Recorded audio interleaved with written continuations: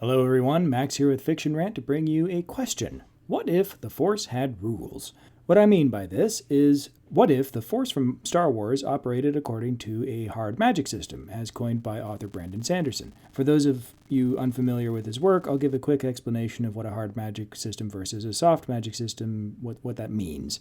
A soft magic system is like what Gandalf uses in Lord of the Rings. It can do some neat stuff, but how it works, how much it can really do, what are its limitations, what are its requirements, anything like that, we don't know, it just does stuff. A hard magic system has rules, and nobody's allowed to break those rules, though sometimes the characters or audience don't know all of the rules, so there can still be some surprises.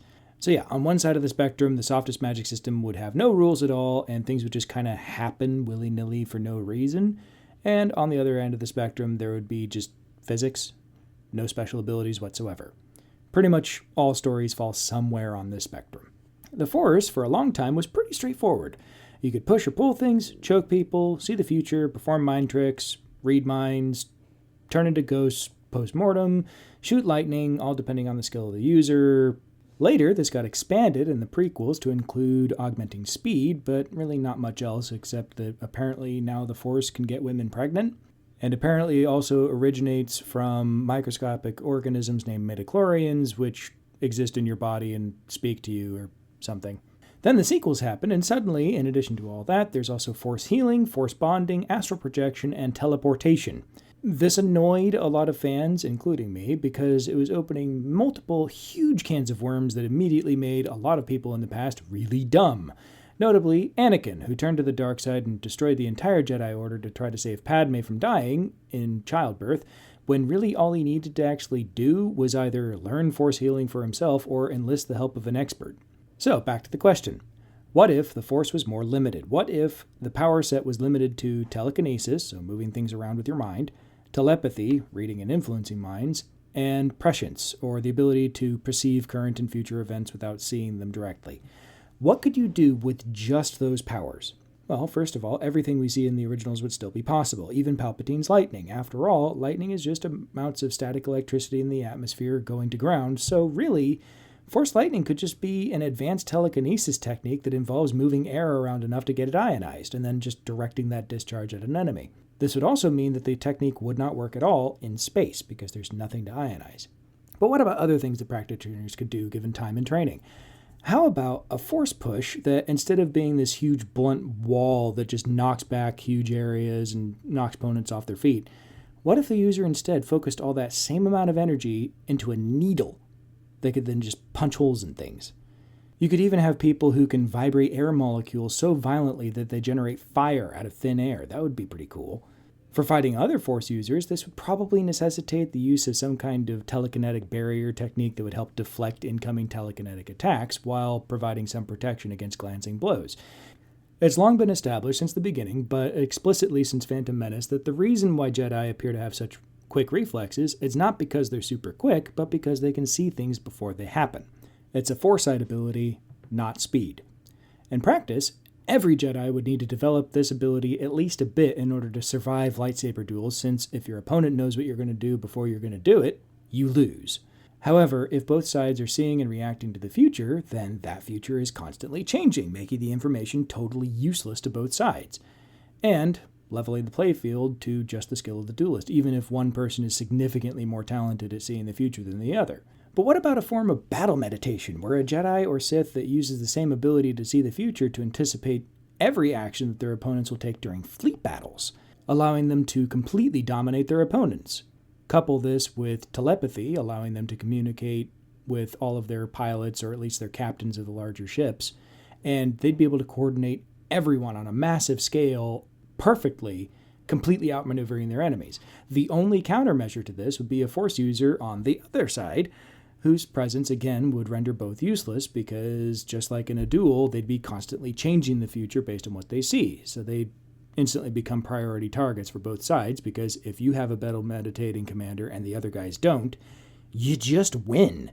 Telepathy is an interesting one. In the movies, we get to see Obi-Wan use a mind trick on a stormtrooper to get him to ignore the presence of R2 and 3PO. Later, we get to see Palpatine sensing Luke's anger, and even Vader reading Luke's thoughts and finding out that Leia is his twin sister. But what else can we do with this? Well, for starters, astral projection like we see Luke do in Last Jedi would be plausible but difficult if we assume that all he did was a massive feat of telepathy, which made everyone think that he was there when he wasn't.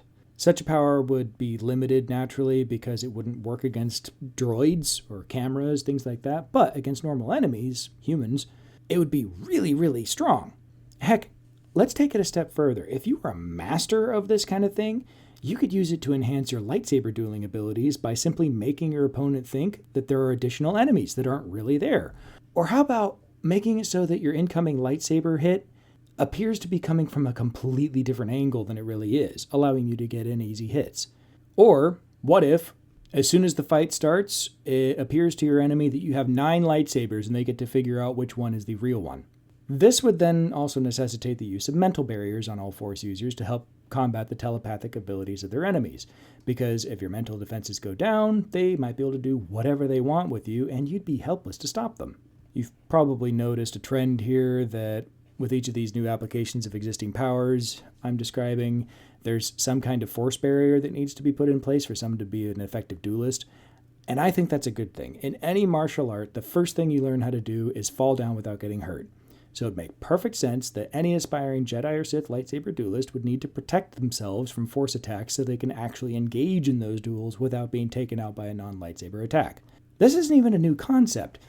If you've read the Darth Bane series, you'll know that Lesson 1 in the Sith dueling training that Bane was taking was protect yourself from force attacks. In fact, this became really important later on in the story when he had to duel a Blade Master who was way better at saber combat than he was. So, instead of fighting a losing battle, he used his overwhelming force power to break through his opponent's defenses and just crush him to death.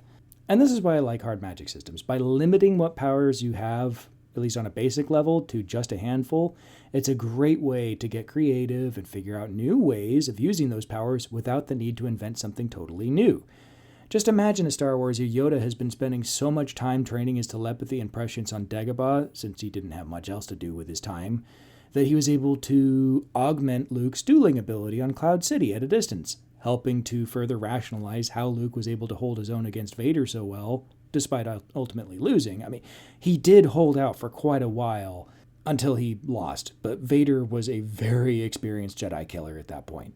What if at the Battle of Endor, the rebels were getting absolutely massacred by the Imperial fleet because the Imperial commander seemed to be just able to outmaneuver them at every turn, because while Palpatine was busy taunting Luke, he was also viewing the future and telepathically communicating with his captains, which then worked in the exact opposite manner when he was killed. So he's coordinating all of his forces, and then suddenly there's this absolutely mind-shattering psychic scream of terror that just fries all of the captain's brains, throwing the entire fleet into disarray and turning the tide in the rebels' favor because suddenly they have no command structure. Or at least, they're stunned or something.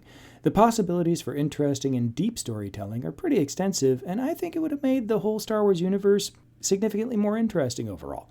But what do you think? Are there some other neat powers that you come up with that fit within this framework I've set out? Let me know in the comments, and until next time, live long and prosper, and may the Force be with you.